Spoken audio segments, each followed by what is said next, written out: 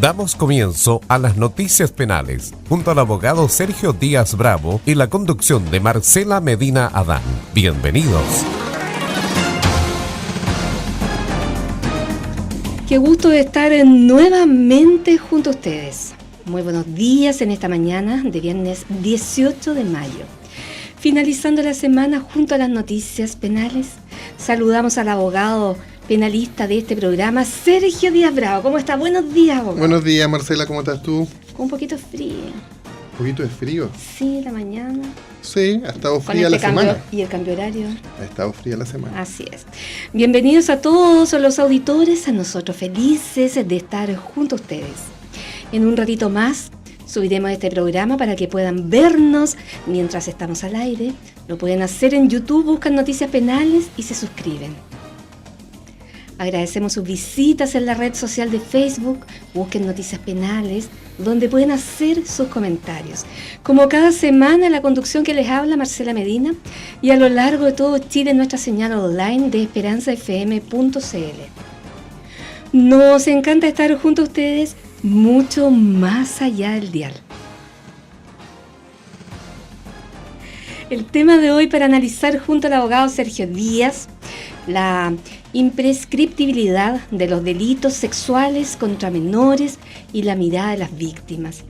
Para profundizar en estos temas, nuestros invitados, dos destacados profesionales, saludamos a Fabiola Aros Rodríguez, magíster en Psicología Jurídica Forense. ¿Cómo estás, Fabiola? Hola. Bienvenida al programa. Buenos días, Marcela, un gusto estar acá. ¿Contentísima? Contenta. Muy bien. Y Cristóbal Andrés Pacheco, psicólogo clínico, investigador y docente de la Universidad Autónoma. Bienvenido, Cristóbal. Hola, Fabiola, perdón. Marcela. Marcela. Buenos días. Buenos días. Viene despertando recién. Viene despertando. Sí, y despertar resfriado aparte, así que... No, pero aquí se mejoran todos, bueno, en serio. Esperemos. Gracias. Durante estas últimas semanas el tema de conversación ha sido la imprescriptibilidad, que es un término que pertenece al ámbito del derecho. En la condición de un hecho delictivo que no puede ampararse en su invalidez por el paso del tiempo, es decir, que no pierde vigencia ni perece por el transcurso del tiempo. Un derecho imprescriptible es un derecho que nunca perderá validez. Es así como un sorpresivo anuncio realizado el jueves 13 de mayo, donde el presidente Sebastián Piñera establece la imprescriptibilidad total de los delitos sexuales que se cometen contra menores. El viernes pasado estuvo como invitado Ignacio Andrés Malik Mesa, Seremi de Justicia y Derechos Humanos. Aprovechamos enviarle un cariñoso saludo. Un Sergio. cariñoso saludo al Seremi. Quiere volver, dijo. Volverá. Estoy seguro que volverá. Bueno, de la región de la Araucanía, quien explicando junto al abogado Sergio Díaz los 16 delitos que entran en esta categoría. Y para ahondar más sobre este tema, pero desde el punto de vista de las víctimas, están junto a nosotros dos destacados profesionales, Fabiola Aros y Cristóbal. Efectivamente, en el programa pasado pudimos compartir con el Seremi de Justicia, con Ignacio Malik, las primeras impresiones sobre la indicación que hizo el gobierno al proyecto de ley que modifica la prescripción en los delitos sexuales. Sorprendiéndonos, dijimos en ese momento, con el planteamiento que se había efectuado desde el gobierno sobre la imprescriptibilidad para este tipo de delitos. Pudimos esbozar de manera muy genérica para los auditores en el programa pasado que en general los delitos, o más bien la acción para perseguir determinados hechos, prescriben en determinados plazos. Es decir, una vez transcurrido un determinado plazo contado desde la fecha en que ocurrió el hecho, el delito no puede ser sancionado. O dicho de otra forma, transcurrido un periodo determinado, no se puede sancionar a la persona que cometió un delito específico. En materia de delitos sexuales, esto siempre ha sido así, como cualquier otro delito. Sin embargo, la situación empezó a cambiar en el año 2017, cuando se modificó la situación de la prescripción de los delitos sexuales, manteniendo el plazo de 5 o 10 años, dependiendo si son crímenes o simples delitos, pero se dispuso sí que el plazo de prescripción se iniciaría para las víctimas menores de edad desde que cumplieran los 18 años. Ahora, en la actualidad nos encontramos con este proyecto sobre la imprescriptibilidad, que en definitiva quiere decir que los delitos sexuales, o la idea de este proyecto es que los delitos sexuales, cuando la víctima sea menor de edad, no haya respecto de ellos un plazo que impida investigarlos y sancionarlos. A mí en lo personal, desde el punto de vista profesional, ya sea como defensor o como querellante, me parece que la imprescriptibilidad puede traer algunos problemas desde el punto de vista de la prueba, pero he ido madurando. Lo he ido pensando un poco más, y he llegado quizás a un punto que me parece relevante, y es cuál es la justificación para la imprescriptibilidad, o sea, por qué se llega a esta decisión de parte del gobierno, y creo que está muy relacionado con la dificultad que se produce en la develación del hecho cuando hay una persona que ha sido agredida sexualmente, menor de edad, sobre todo en el caso de los menores de edad. Luego de este preámbulo, y obviamente tenemos que aprovechar la presencia de ustedes, comentemos esto, o sea, que cómo podemos comprender lo que ocurre en el caso de un menor que es abusado o es agredido sexualmente. ¿Qué ocurre con él en el fuero interno? Bueno, primero que todo, quiero decir que me parece una muy buena noticia lo que ocurrió en mayo, en 13, porque efectivamente, como bien señala Sergio, hay un tema aquí que claramente tiene que ver con la discusión jurídica, que entiendo también las dificultades que eso puede conllevar desde la mirada de un abogado. Ahora, mirándolo desde la perspectiva psicológica y pensando un poco en lo que es el fenómeno de las víctimas, es un tema muy relevante porque la develación tiene en promedio 7 años para que una víctima realmente pueda contar por completo ciertas experiencias. Claramente estos promedios implican tiempos mucho menores y otros tiempos mucho más prolongados. Pensando que existe el fenómeno de la develación tardía, descrita en la literatura, parte de las investigaciones, creo que es una muy buena noticia. Michael Jackson, George Hamilton han ido hablando mucho de este tema a lo largo de estos años. Creo que fue un avance el 2017 cuando se considera la mayoría de edad para pensar en la prescripción, y un avance mucho mayor el día de hoy el pensar en la imprescriptibilidad. El fenómeno de la develación es súper complejo, y ahí también yo creo que Cristóbal puede ir cooperando desde la perspectiva clínica, dado que podemos observar que hay un fenómeno de secreto instaurado en las víctimas. Hay un tema también de sentimientos asociados, culpa, miedo, temor a dañar al entorno familiar, y una serie de situaciones que el niño va cargando más allá del delito en sí mismo. Entonces, cuando uno se plantea el tema de la prueba, de cómo evidenciar, cómo perseguir el delito realmente, claro que yo entiendo que existe ahí un conflicto jurídico debido a la cantidad de años que pasan, digamos, desde el momento de los hechos hasta el momento en que pueda hacerse la denuncia. Sin embargo, creo que es para las víctimas, más que un tema jurídico, es un tema de reparación. El poder hablar, el sentirse con la libertad de decirlo, y que pueda considerarse su vivencia como un delito todavía y no como algo que prescribió, que ya fue. Y poderlo comprender también, Fabiola, exacto. porque un menor de edad, no sé, 5 años, 10 años, ¿entiende realmente lo que sucedió? Yo creo que después han pasado los años y va comprendiendo lo que realmente aconteció. Sí, bueno, yo comentando y siguiendo un poco lo que Fabiola plantea, desde luego es una muy buena noticia en cuanto lo que representa en la vivencia, en cuanto representa también lo que es la reparación o posibilidad de reparación para todas las víctimas. El fenómeno del de la violación o el abuso sexual, desde luego, es una figura para la psicología que representa una traumatogenia no menor. De hecho, la traumatogenia del abuso sexual está bien documentada en diversas teorías. Podríamos dividir que efectivamente el abuso sexual a nivel traumatogénico representa o más bien repercute de manera sustancial en un daño a nivel psicopatológico, a nivel familiar, y a mí me gustaría dar quizás algunos detalles que suelen presentarse en las víctimas de abuso sexual. Generalmente la traumatogenia va por la línea asociada a... primero existen, porque la gran mayoría de los casos de abuso sexual y un porcentaje bastante preocupante ocurren al interior de la familia o con personas que son conocidas.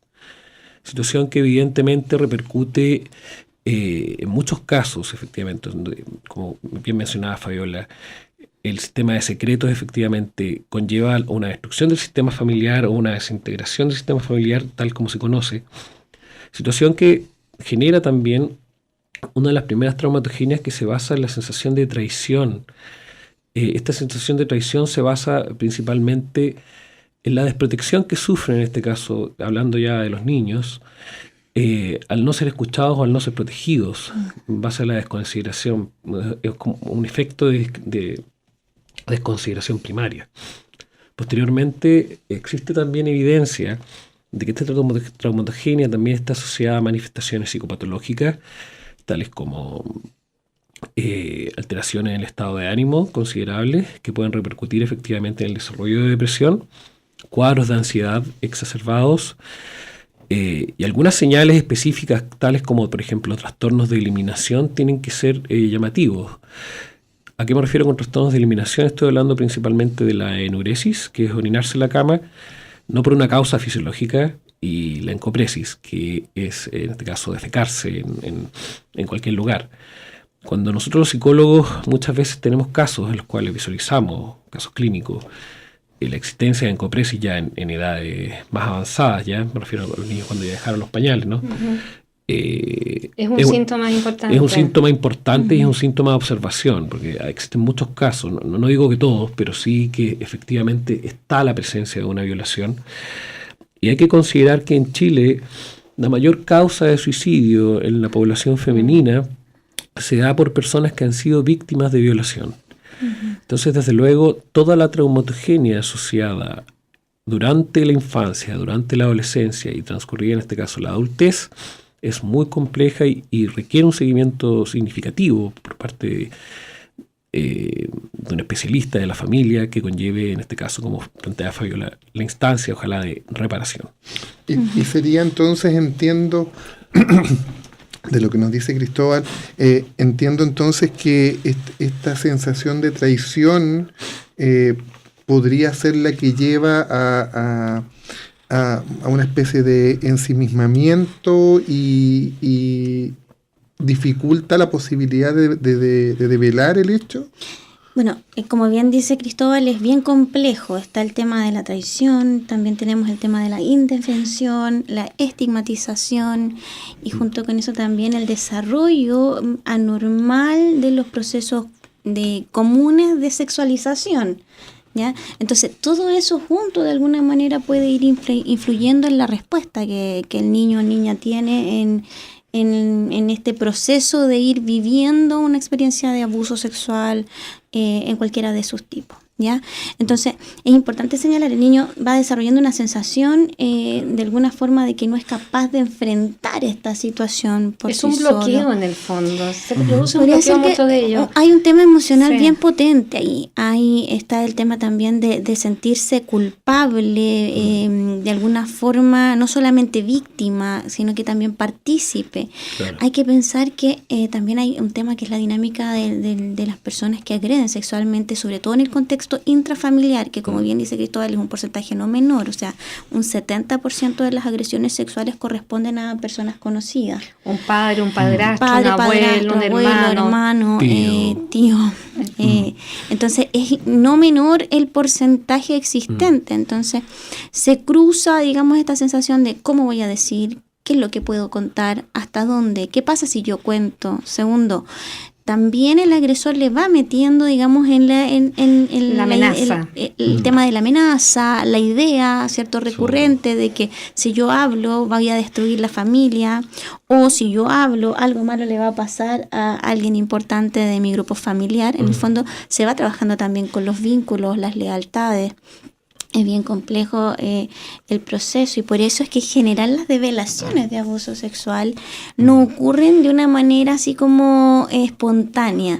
La mayoría de las veces ocurre en el contexto clínico, como bien dice Cristóbal, claro, con signos, con síntomas que obviamente el clínico va observando, va percibiendo, va mirando y logra indagar a través de ciertas estrategias con el niño el tema de la autoprotección, el cuidado, y de ahí van surgiendo, digamos, las confianzas para que el niño se atreva a veces a contar y muchas otras veces no, ¿ya? O en el contexto escolar, conversando con amigos o a través de ciertos comportamientos. Entonces al final el niño no es que devele abiertamente, no es que vaya a ir a contar a la mamá. No es fácil, no lo hace. No, Ni en siquiera general los se amigos. descubre, Sí. en general se descubre, Claro. y también se genera un tema emocional súper potente. Y no solo con la población infantil, de hecho, También. para efectivamente la población adolescente o adulta también representa un desafío importante. Desafío que creo que los actores legales quizás en muchos casos no están del todo preparados para abordar, porque se produce, desde luego, por ejemplo, en contextos de fiscalía o contextos de tribunales, se produce el fenómeno de la victimización secundaria, donde efectivamente se revive toda la traumatogenia asociada a la situación de abuso.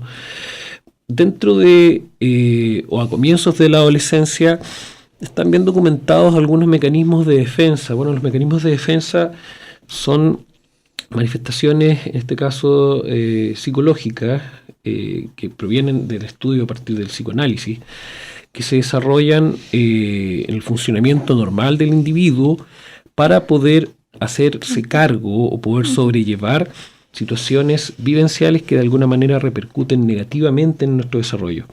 Entonces, algunos de los mecanismos de defensa que se presentan para las personas que han sido víctimas de abuso y que por eso a veces dura mucho este tema, el primero de ellos, y que quizás es el más básico, es la negación, que se traduce efectivamente en negar el hecho y que esta situación no ocurrió.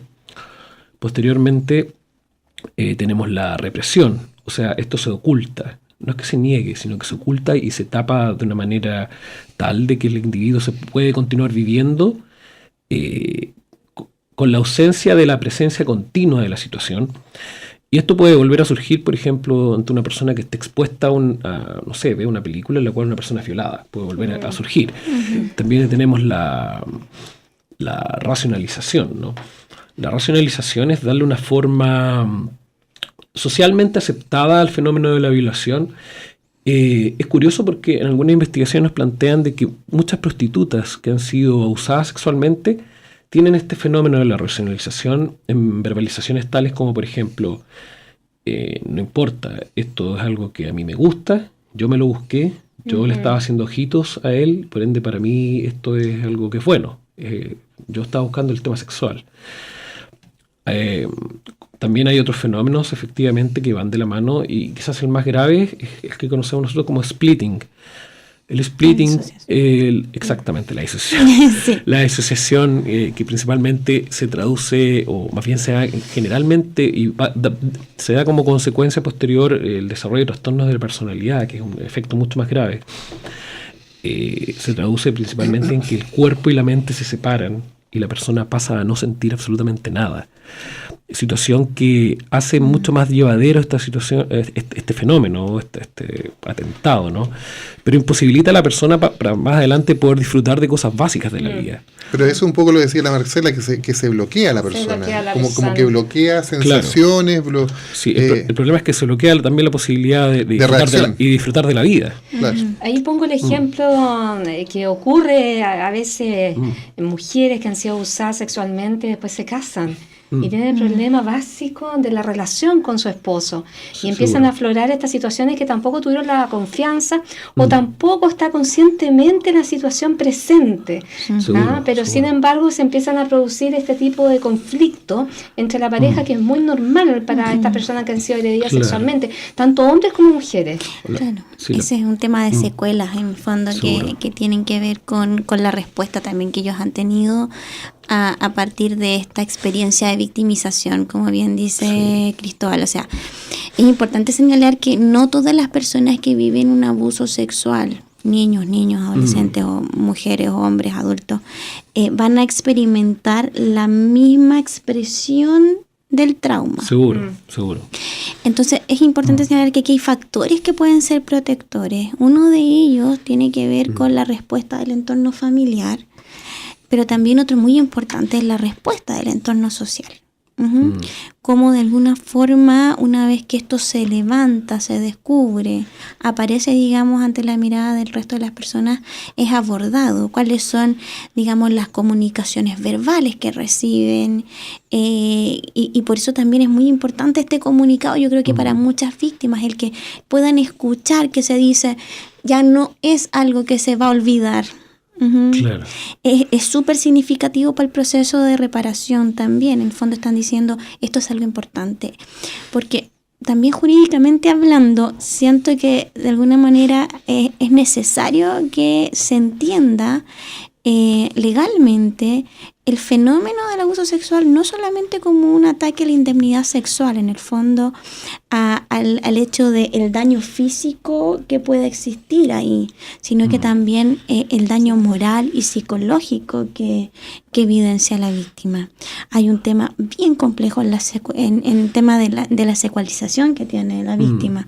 Entonces muchas veces cuando uno ve un bien jurídico protegido, por decirlo de alguna manera, uno piensa, digamos, en que aquí el daño está en que se agredió sexualmente, o sea, hubo un traspasar la libertad sexual del otro, pero es mucho más que eso. Hay un daño en muchas más esferas, en el área relacional, en el tipo de personalidad, en la autoestima, como bien dice Cristóbal. Yo he tenido la oportunidad de trabajar con víctimas mayores de edad, en las cuales efectivamente el fenómeno de la disociación, trastornos de personalidad importantes se observan. Y la mayoría de estos casos, más allá del tipo de delito, por decirlo, es independiente si fue violación, abuso, estupro, etcétera, independiente del tipo de delito, aquí lo que hay es una falta de apoyo del entorno, una falta de apoyo de la red familiar, una falta de apoyo de la red social, el escuchar de alguna forma dichos como, bueno, tú te lo buscaste, o por qué no hablaste, por qué esperaste tanto tiempo. Entonces la imprescriptibilidad es una buena noticia en ese sentido. Pero en ese también. punto también es otro abuso hacia el menor, el hecho de no escucharlo y no saber escucharlo y hacerlo sentir responsable de una situación que realmente nunca debió haber ocurrido. Yo creo que, exacto, de hecho, bueno, hablábamos hace un rato del fenómeno de la victimización secundaria y que efectivamente está de la mano de esta no creencia o desmentimiento de esta situación. Yo creo que como sociedad, Chile es una sociedad muy joven en cuanto a lo que es la preparación para poder hacerse cargo de este tipo de cosas. Creo que un fenómeno social que evidentemente nos afecta a todos como sociedad ya globalizada, no lo sé cómo llamarlo, es el tema de la individualidad. Yo creo que Chile efectivamente es un país que hace muy poco tiempo no creía las denuncias de abuso. Yo recuerdo efectivamente algunos testimonios, como el de Hamilton, por ejemplo, que planteó un debate serio respecto a la acción de algunos actores particulares de la sociedad chilena que efectivamente desmentían la existencia de esta situación, como una situación que repercutiera o que de alguna manera resultara inverosímil poder asimilar por parte de personas que eran de alguna manera idealizadas de cierta forma, ¿no? Yo creo que de alguna manera la culpa que se maneja dentro del abuso, quiero como dar como un consejo de qué es lo que sería bueno poder decirle ojalá a un niño para poder lidiar con este tema. Porque efectivamente yo creo que primero tenemos que efectivamente, yo comparto con Fabiola, prepararnos como sociedad. Esto es un trabajo largo, el trabajo de poder tener o poner en ejecución quizás un principio que se basa en una idea filosófica, que es el principio de caridad, esta posibilidad de creer el discurso del otro sin necesariamente cuestionarlo. Esa necesidad de llevarlo a un combate o a un conflicto o a un debate. Yo creo que una idea importante de poder entregar a los niños, en este caso como elemento formativo, es primero evitar esto, ojalá, decirle, tú no tienes que dejar que nadie te haga algo. Estamos posicionando una responsabilidad enorme en un niño que no puede defenderse ante la situación o acción de un vulnerador. Por otra parte, el transparentar y poder plantear, cada vez que algo te pase, tú me tienes que contar, es poder poner o anteponer la condición asociada de que si te pasa algo, yo siempre te voy a creer, siempre voy a estar disponible. Efectivamente, la primera que planteé genera mucha culpa, y en muchos casos que yo he tenido la posibilidad de atender, está esta dimensión de la culpabilidad, del que no me van a creer, de que la culpa es mía, de que yo dejé que me tocaran. Entonces, innegablemente yo creo que primero como sociedad tenemos que poder revestirnos nuevamente y poder hacer quizás debate grueso, porque ya es un avance legal esto que estamos discutiendo, pero avances sociológicos creo que aún estamos al debe. Creo que eso es importante también poder debatirlo. Muy bien, vamos a seguir conversando con Fabiola y Cristóbal este interesante tema, junto también con Sergio. Los invito a tomar atención, no se muevan, ya regresamos, sigan junto a nosotros.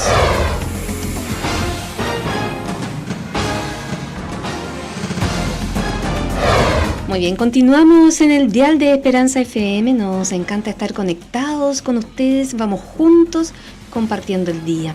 Y no se olviden que nos pueden escuchar en la señal online en todo Chile de esperanzafm.cl. También hacer sus consultas en la red social de Facebook, Noticias Penales. Nuestros invitados de hoy, Fabiola Aros Rodríguez, magíster en Psicología Jurídica Forense, y Cristóbal Andrés Pacheco, psicólogo clínico, investigador y docente de la Universidad Autónoma. Junto a ellos estamos comprendiendo los motivos que impulsaron a establecer la imprescriptibilidad total de los delitos sexuales que se cometen en contra de menores. Estamos en vivo y en directo, el psicólogo está resfriado. Pero a todos nos ocurre en esta época. Está agonizando, pero está aquí en el programa. Sí. Agradecemos tu visita. Sergio. Fabiola, dentro de lo que conversábamos recién, en el caso de los menores agredidos, o quizá incluso de los adultos también, pero estamos en este tema de la imprescriptibilidad, este proyecto relacionado con los delitos cometidos en contra de menores. La búsqueda de la víctima de una respuesta o una instancia para poder hablar, para poder ser escuchado, lo entendíamos como una justificación o una manera de entender el por qué establecer o no establecer plazos de prescripción para estos delitos. Pero lo que a mí me preocupa, y yo se lo planteaba al Ceremi de Justicia el otro día, más allá del tema procesal, y el tema de la prueba, lo que yo decía es una apuesta muy arriesgada, porque yo decía, ¿no será que socializando esta idea de que no va a haber plazo, de que cuando se les ocurra denunciar, se va a denunciar y se va a investigar, ¿verdad? Pero se podría generar un cierto grado de frustración ante la no sanción, ante la falta de una condena, por la dificultad procesal de llegar a una condena. O sea, dicho de otra forma, las condenas en materia de delitos sexuales siempre son difíciles, siempre son complejas. Sí. Sumemos a eso esta situación en donde no va a haber plazo para investigar. Se va a poder siempre investigar estos delitos cometidos en contra de menores.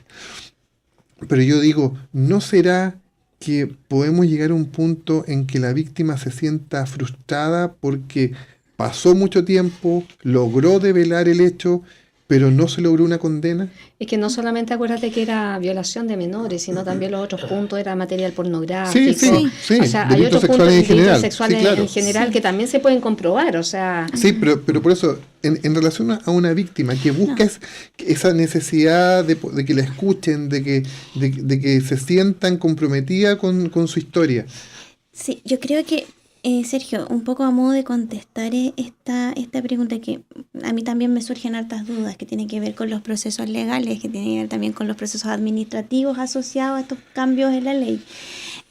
Pero creo que es importante hacer un hincapié que la víctima de abuso sexual, si bien en muchas de las situaciones, porque hay que entender también que cada caso es una particularidad, lo que necesitan de alguna forma para efectos de reparación es romper, digamos, la dinámica del secreto y de alguna manera señalar la importancia de que esto se investigue. Y abre también la puerta a que quizás no se pueda comprobar efectivamente el hecho, pero esto va siendo acompañado también idealmente debería ser acompañado de un proceso reparatorio, que hoy en día las víctimas de abuso sexual no tienen, por ejemplo, una instancia específica de apoyo si este delito prescribe. Por ejemplo, ya prescribió el caso, ¿cierto? Yo no puedo hacer la denuncia porque no lo van a poder investigar, y si yo necesito una reparación especializada, ¿a dónde voy? Porque la mayoría de los programas especializados funcionan con una denuncia. Exacto. Sin denuncia no hay programa. programa. Entonces, ¿qué es lo que tiene que hacer? Acudir, ¿cierto?, a una instancia probablemente particular Que no todos lo pueden que hacer. no todos lo pueden hacer, Claro. que tiene que surgir de su propio, digamos, Bolsillo. bolsillo, y no reciben, digamos, la asistencia técnica específica necesaria, porque al develar no solamente se busca la persecución penal, sino que también el poder activar toda la red de apoyo, todo el sustento, ¿cierto?, profesional, interdisciplinario, que pudiese apoyar a enfrentar este tema. Y por otro lado también creo que no es solamente el conseguir la sanción penal, sino que también decirle Hay una al sanción agresor, social también. exacto, Hay una sanción decirle al social. agresor, mira, aquí ya no tienes, digamos, esta cosa de poder escudarte con el paso del tiempo, como que ya fue, ya pasó. Por ejemplo, un padrastro, una niña Exacto. pequeña no puede Porque haberlo dicho, pero además, después sí. Un agresor Sí. sexual intrafamiliar, por ejemplo, Exacto. eventualmente pudiese agredir no solamente a esta persona, sino que a otra persona más. De hecho, muchas de las víctimas de abuso sexual denuncian o tienen el ímpetu de hablar o de develar, más que nada, cuando ven que otra persona dentro del círculo familiar se ven expuestas al peligro o pudiesen estar viviendo una situación similar. O O sea, cuando son madres, por o ejemplo. cuando son madres, ¿cierto? Cuando el padre o tío o el hermano, ¿cierto?, es agredido sexualmente, luego tienen hijos y viene el temor.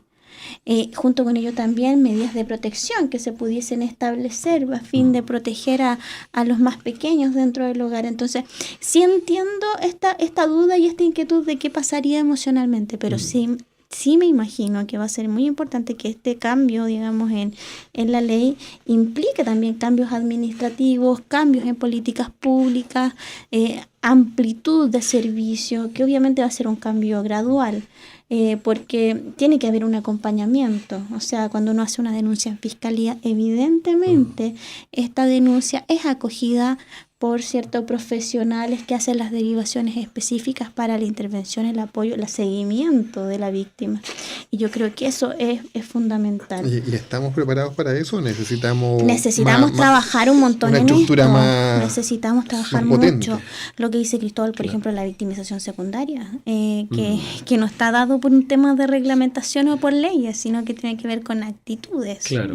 Chile yo creo que es un país que no está preparado como para hacerse cargo quizás de ciertos elementos de salud mental, quizás no de cierto, sino de mucho. La especialización es bastante remota. la valoración económica en cuanto a la remuneración de profesionales de salud mental también es bastante escueta. No hay uno se hace rico siendo psicólogo, la verdad. No, de hecho se hace más pobre que rico y se resfría regularmente. Entonces, este frío es de pobreza. Un resfrío de pobreza. Un resfrío de pobreza, exacto. Entonces, yo creo que efectivamente, hágalo. Yo creo que efectivamente creo que esta situación abre también una ventana, no solo desde el plano legal, sino también una deuda como país. Yo creo que Chile es un país que continuamente y desde hace muchos años hemos estado en deuda con la ciudadanía, con el bienestar ciudadano, con el bienestar en primera medida de la reparación de fenómenos que han ido ocurriendo en nuestro país que de alguna manera nos hemos ido autodestruyendo. Creo que ese es un fenómeno que todavía continúa, que todavía estamos en vías de desarrollo. Me parece igual preocupante, y lo quiero señalar abiertamente, el bajo compromiso que tenemos como país en cuanto a investigación y desarrollo, por ejemplo. Creo que el limitar fondos a investigación y desarrollo nos priva a los interventores de posibilidades efectivas y posmodernas en cuanto a los alcances psicoterapéuticos. Dentro de los alcances psicoterapéuticos, lo que se está trabajando mucho, va a sonar medio fuerte lo que voy a decir ahora, pero lo que se está trabajando mucho desde lo analítico existencial, que es un movimiento, que es un modelo de intervención psicológica, es aprender que las víctimas puedan llegar a perdonar, a trabajar el perdón. Dije que iba a sonar fuerte porque efectivamente las posibilidades del perdón también son limitadas desde lo habitual que nosotros vemos. O sea, nosotros quisiéramos destruir al victimario, por supuesto. Pero el querer destruir al victimario para la víctima también conlleva un arrastre de esta situación. Y generalmente en terapia uno trabaja mucho lo que es el perdón, trabaja mucho lo que es el poder seguir adelante, el poder también pasar una etapa, poder desarrollar también la posibilidad de disfrutar, desarrollar una condición de vida que de alguna manera genere una mayor dignidad en la persona, pero ese es el trabajo que podemos garantizar nosotros. Pero de cierta manera, si eso no se potencia en cuanto a desarrollo científico, si no se potencia también desde el plano público en cuanto a lo que los actores del Estado puedan garantizar, que no exista este fenómeno de la victimización secundaria, que haya también una mayor preparación de actores como Fiscalía, Defensoría, programas y también los tribunales. Tribunales, por supuesto. Tenemos ahí efectivamente una pata bien grande que nos va quedando y que tenemos que de alguna manera resolver, ¿no? Creo que es interesante esto de poder plantearnos el cómo se hace la intervención y el proceso reparatorio. Claramente también no es una arista única del psicólogo. Y creo que ahí también tenemos que fomentar lo que es el trabajo interdisciplinario. La investigación es muy útil para poder observar qué tipo de intervenciones son más efectivas, cuáles son, digamos, las formas que consiguen de alguna manera ayudar de mejor manera a las víctimas. Como bien dice Cristóbal, aquí lo importante es poder liberar a la persona de ciertas cogniciones, formas de pensar, forma de entender la vida, y eso muchas veces significa también incorporar otra cosa, que es el trabajo con los agresores. Este país lamentablemente tiene una mirada, y aquí yo también me sumo a la mirada crítica de mi colega, una mirada reaccionaria. Vamos reaccionando a las situaciones, problemas, y no vamos mirando, cuestionando, previniendo, observando la situación, evaluando mejores estrategias, y en ese sentido creo que hay que hacer un cambio en el proceso de construcción de políticas públicas. O sea, cuando hablamos de fenómenos de violencia sexual, en este caso, estamos hablando de un vacío que tenemos en todas las intervenciones en la línea de violencia en general. En el fondo aquí es ser punitivos, castigo, sanción. que sí es importante, claramente. Es una parte. Es una Es una parte. Pero cuando hablamos de cambios sociales tenemos que hablar de muchas otras cosas que van más allá del tema de la ley. Y en ese sentido hay que poner recursos, no solamente en esos temas, sino que también en la prevención, en la reparación de las víctimas, pero también de los agresores. O sea, de alguna forma no nos podemos olvidar que un gran porcentaje de victimarios fueron víctimas en algún minuto sin reparación. Entonces, no todos, obviamente también hay un grupo de victimarios que poseen algunas alteraciones de personalidad que los conllevan a hacer estos delitos. Claro, que pueden llevarlos, digamos, a este tipo de conductas, pero una gran parte de ellos tiene alteraciones asociadas a este tipo de vivencia. Entonces, hay que trabajar con ellos hay que generar programas para la intervención familiar también. Yo creo que muchas veces en los sistemas de reparación se trabaja con la víctima. Sí, y es el en la entorno. familia es casi como un satélite muy periférico, cuando es muy importante y relevante trabajar con eso también. Entonces, en Temuco tenemos muy poco. Estoy pensando ahora los PPF, por ejemplo. En Temuco, ¿cuántos PPF tenemos ya? Con suerte, dos. Dos. Y tenemos PRM 2. Sí, dos. ¿Qué igual. es eso? Estamos hablando en chino. Programa de reparación de maltrato. Reparación de maltrato y programa de fortalecimiento familiar. Claro. Que son programas que dependen de la red Sename, ¿ya? Que muchas veces nosotros identificamos Sename solamente con el aspecto residencial. Te leo una noticia con respecto a eso y lo comentamos. Fíjate que la ministra vocera de Gobierno, Cecilia Pérez, se refirió el lunes 14 de mayo a la investigación que se está llevando a cabo en el Ministerio de Justicia debido al supuesto fraude al fisco mediante el programa ASCAR, que buscaba mejorar la atención que reciben los menores en las cuestionadas residencias, en las cuestionadas residencias del Sename, asegurando que todo se desvirtuó durante el gobierno de Michelle Bachelet. Además, el gobierno confirmó que solo existe un imputado por ahora, el ex jefe de la unidad ASCAR, Javier Lagos, y pese a que en la investigación también han sido vinculados al hecho los nombres del ex diputado Pedro Araya, de los ex ministros de Justicia Javiera Blanco y José Antonio Gómez, y de la actriz Ana María Gasmuri, escuchen bien, quien habría cobrado 17 millones de pesos por realizar funciones terapéuticas. Mira, cuando conversábamos, cuando hablaba recién en Cristóbal respecto de la deuda del Estado, yo me acordaba de esta noticia, porque se supone que el Estado acoge a estos niños que están en una situación muy vulnerable y siempre en delitos sexuales se habla de los porcentajes de víctimas que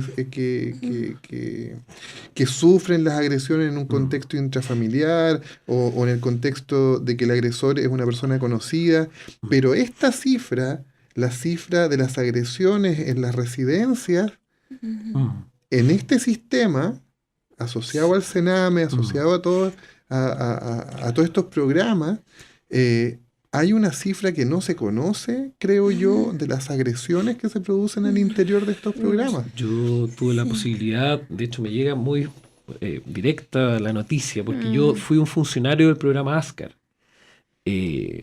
No tengo que estar en la noticia en todo caso. No, lo único que me robé creo que fueron 2 lápices. En realidad, lápices que no voy a devolver. Viene el Ceremi hoy día, ¿no? No.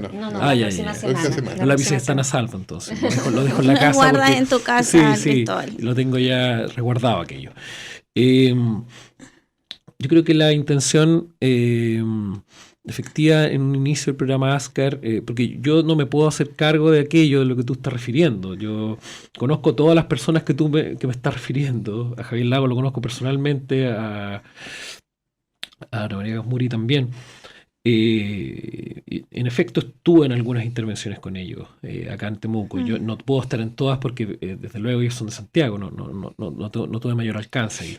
Un poco para contextualizar, Sí. porque quizás los auditores no entienden. El programa ASCAR, ¿cuál era el objetivo? El programa ASCAR es suena como Asgard, así como si fuera algo nórdico. Claro. Pero ASCAR era un programa de aseguramiento de calidad residencial. Exacto. Esto surge de la mano del gobierno de presidente Sebastián Piñera, en el primer gobierno de Piñera. El primer gobierno de Piñera. Sí. Entonces, la intencionalidad inicial del programa era poder hacer un seguimiento del trabajo técnico a nivel de infraestructura y a nivel general del funcionamiento de todas las residencias de Chile, que surge a partir de diversos informes, entre ellos el informe de la Comisión Geldres, que da cuenta de que existen problemas importantes en cuanto a lo que es el funcionamiento de residencias y se detectan muchas irregularidades.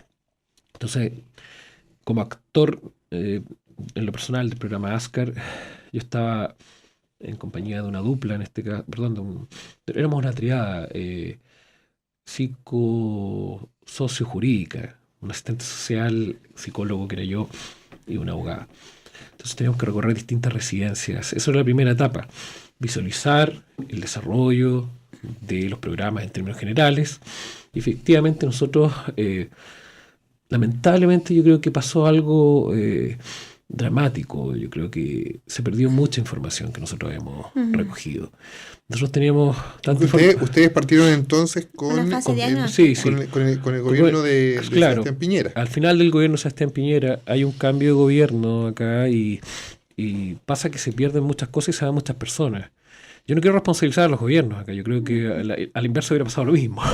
Yo creo que acá evidentemente son actores ciegos y está este efecto de la máquina retroexcavadora que arrastra todo. ¿Pero serán ciegos o poco preparados? Yo creo que no son ciegos, yo creo que saben lo que hacen. Pero lo que hacen evidentemente es un riesgo al trabajo psicosocial que uno está realizando. Nosotros tenemos tanta información como para poder llenar una guía telefónica. Lamentablemente mucha de esa información, yo es primera vez de hecho que escucho el programa ASCAR en la prensa. Es la primera vez. Nosotros tenemos que lidiar mucho también con actores de la red Sename, porque la red Sename lo veía como una amenaza la existencia de este programa, una amenaza que a mí me parece, y quiero hacerme cargo de lo que voy a decir, me parece bastante sospechosa. Creo que el temor que evidenció Sename en dicha oportunidad e interacciones que yo presenté con algunos actores, no puedo hablar de todos, y con esto me hago muy responsable de lo que digo, resulta bastante preocupante. Yo estuve en las dos etapas del programa, en la cual estaba en protección y posteriormente también trabajé en la supervisión de programas de responsabilidad penal adolescente, que están amparados bajo la ley 20.084. Puedo referir efectivamente, no en todas las residencias, pero existen deficiencias sustanciales tanto en el área de protección como en el área de salidas alternativas o sanciones alternativas, de muchas deficiencias del área a nivel técnico que avalan una necesidad imperiosa de poder garantizar, en este caso, una optimización tanto desde recursos económicos, preparación de personal, infraestructura, situaciones que nosotros habíamos levantado como información, pero lamentablemente eso tiene que estar ahora como pisapapeles en alguna parte. En calle Morandé, no lo sé. Bueno, desde ya entendemos que esta noticia va a seguir adelante. El Seremi de Justicia que nos dejó tarea porque quiere volver. Aquí tenemos un gran tema para que pueda volver.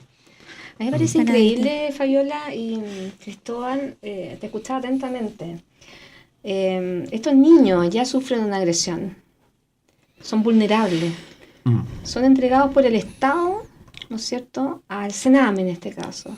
Y el Sename no tiene 100% de resguardo hacia ellos. ¿Qué hacen unos niños entonces ahí? ¿Cómo resguarda el Estado a los menores? Es que lamentablemente, Marcela, aquí hay una deuda histórica con la infancia que surge ya desde 1990. Nuestro país se hace cargo y ratifica la Convención Internacional de los Derechos del Niño, pero en ningún momento genera una ley integral para poder proteger sus derechos. Lo que encontramos en el apartado legal son, voy a usar una palabra no muy técnica, picoteos de leyes que van por aquí y por allá, se pueden adaptando a la situación, modificando leyes para ver temas de infancia, etcétera, pero no hay una ley integral. asociada realmente a este tema. Y esto se condice con una construcción social de lo que es el fenómeno de la infancia. Se entiende al niño como propiedad, se entiende al niño como menos humano o humano en formación, por lo tanto no es completo. Se entiende al niño como un individuo no en plenitud de sus derechos. Yo he escuchado muchas veces en el común y el cotidiano esto, y ahora los niños tienen todos derechos, qué sé yo. Y yo me pregunto acá, como los derechos humanos no existen. Cuando hablamos de los derechos del niño no es sino más bien ratificar que tienen derechos y que a veces han sido, muchas veces, victimizados, negados, como que tuvieran que ganarse los derechos como beneficio. Entonces, cuando pensamos en una construcción social de la infancia, desde esa perspectiva se entiende la falta de recursos estipulados, la falta de controles, la falta de supervisión, el delegar al mundo privado la intervención directa, porque si nosotros pensamos de dirección directa de Sename, son muy pocos los programas, muchos de ellos participan mediante licitaciones. Organismos colaboradores. Que ahí también hay otros vicios en cuanto a la adjudicación de qué programas se hacen cargo. El tema de la capacitación, que bien señalaban acá. Yo, por ejemplo, en este momento estoy coordinando un diplomado de violencia sexual, de intervención en violencia sexual. Y yo lo que me he encontrado en este diplomado es que muchos de los participantes pagan este diplomado de su propio bolsillo, se esfuerzan, tienen que estar pidiendo permiso, muchas veces les impiden participar de estas capacitaciones porque no hay tiempo, porque tiene que estar llenando, digamos, una planilla, una base de datos. Claro. Tienes que llenar un número. Es tan fundamental la capacitación. Entonces, tú te pones a pensar y dices, ¿qué es lo que ocurre cuando tú tienes un tema que es tan potente que es la infancia? ¿Ya?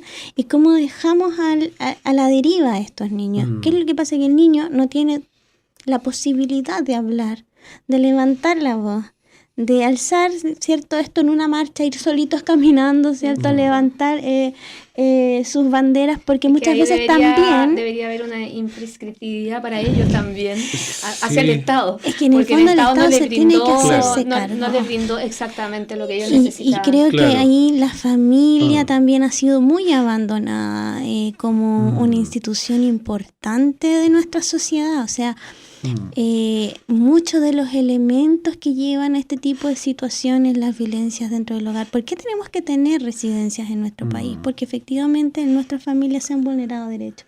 ¿Pero por qué se vulneran derechos? Porque históricamente han vivido situaciones, transgeneracionalmente situaciones de vulneración. Tenemos familias multiestresadas. No tenemos buenos sueldos, no tenemos buenos espacios, urbanismo, hay mucha complejidad en estos temas. Entonces a veces la discusión se basa solamente en temas que van hacia la línea residencial, que van hacia el tema específico, ¿cierto? De lo que pasa hoy día, de lo que hoy día nos enteramos, de lo que hoy día llama la atención. Pero vuelvo a este tema, o sea, es reaccionario. O sea, el eslogan de los niños primero en la fila, hay que hacerlo real y hay que hacerlo con medidas concretas. Claro. Efectivamente, sí. Y continuamos junto al abogado penalista Sergio Díaz Bravo, desglosando las noticias penales de la semana. Ustedes pueden tomar contacto, hacer sus consultas legales al teléfono 45-231-4041. ¿Y quién va a atender, Sergio? La Vicky. Aprovechemos enviarle un saludo. Un saludo para Victoria. Bueno, o directamente al correo electrónico abogadosergiodiaz@gmail.com. Los invitamos a tomar contacto en la red social de Facebook de Noticias Penales. Agradecemos sus visitas, sus deditos para arriba. Muchas gracias. Vamos sumando, ¿no es cierto, Sergio? Cada vez más. Cada vez más. Y también pueden suscribirse al canal de YouTube de Noticias Penales. Nos van a ver en un ratito más también. Y continuamos con el tema de hoy. La imprescriptibilidad total de los delitos sexuales que se cometen contra menores. ¿Podríamos hacer un resumen? Sí, Sergio, lo cierto es que el programa partió con la prescripción de los delitos sexuales y esta modificación que se planteó de parte del gobierno, pero llegamos quizás a lo que realmente importa y que son los niños y quizás la conclusión de que, como decíamos recién, de que el eslogan de los niños hay que ponerlos primero en la fila, realmente hay que llevarlo a la práctica. y que no quede en eso, que no quede en un eslogan. Es tan importante este tema, se nos ha ido el programa, pero rapidísimo. Necesitamos que venga el Ceremi de Justicia para que conversemos este tema. Él nos dejó planteada la tarea de invitarlos nuevamente, va a tener que venir y yo sé que lo va a hacer con mucho agrado porque es un tema que él nos planteó el otro día que era importante desarrollar. Yo creo que ha sido un aporte tremendo el de ustedes el día de hoy y nos deja tarea. Yo ya he ido madurando más, debo reconocer. No, si nosotros cuando con Sergio conversamos sobre los temas que vamos a tener en el programa, tuvimos esta discusión, ¿te acuerdas? Sí, claro. Tú tenías una discusión diferente a la mía, una postura, y hemos ido como ablandando la situación, así que ha sido súper positivo también. ¿Ah? Bueno, lamentamos tener que despedirnos, no queremos. Bueno, es que es un tema largo. es un tema largo. Los dejamos Sí. cordialmente invitados para una próxima oportunidad. Encantada. Muchísimas gracias. Fabiola Rodríguez, por haber venido. Y Gracias esperamos a que usted. se mejore, don Cristóbal. Gracias. Porque Sí, bueno, vamos a... no sirvió la aspirina que le dimos. Vamos a hacer lo posible, sí. Quizás la pastilla de propóleo habría sido mejor, ¿eh? Una neurobionta de Sí. repente. No. Pero bueno, encantado más adelante, cuando quieran. Muchas gracias por Gracias. haber compartido tan generosamente sus conocimientos con nosotros. Gracias a ¿no? ustedes por Gracias. la oportunidad. Muchas gracias. Yo creo que el tema de la infancia y el tema de las vulneraciones en este tema de los delitos sexuales es importante conversarlo también en casa, que esto también genere un espacio de reflexión y de darle también a nuestros niños estas luces de que los estamos cuidando, de que estamos ahí, como dijo Cristóbal, de que no es que tú tienes que hacerte cargo de protegerte. Nosotros somos los adultos los que tenemos la misión para hacerlo. Entonces, que se sientan acompañados de alguna forma, porque la verdad que ellos son el presente de nuestra sociedad. El presente y futuro. Y futuro, sí. Yo creo que también, y con esto me despido, creo que la importancia de dejar también esta deuda de creernos como sociedad, de el poder respetarnos y poder considerar el otro, la posibilidad de la alteridad también como una instancia necesaria en la cual nosotros podemos desarrollar perfectamente, en este caso, o podemos comprender las necesidades de un otro. Y eso es una deuda que todavía tenemos como sociedad. Por eso no podemos echarle solo la culpa al gobierno, porque eso es un tema que nosotros tenemos también que poner nuestra semilla de esta manera. Me gustó un punto también que no recuerdo si parece que fuiste tú, Cristóbal, que habló del perdón. Y creo que eso va a ser un programa especial para invitarlo y podemos conversar también sobre eso. Bonito. Bonito. Sí, bonito. Muchas gracias, un abrazo Ok, para muchas ustedes, gracias. que tengan Gracias. un lindo fin de semana. Igualmente, Que te gracias. mejores. Gracias. Muy bien, que tengan un lindo fin de semana para usted también, don Sergio Díaz. Muy buen fin de semana, Marcela, y para todos los auditores y para todos los seguidores de las redes sociales. Yo voy a Osorno el día domingo. Yo voy a Villarrica, Bueno, lo va a pasar estupendo. de maravilla. De maravilla. Bueno, los invitamos a continuar en el dial de Esperanza FM. Sigan junto a nosotros. Nos encanta estar junto a ustedes y que Dios los acompañe siempre.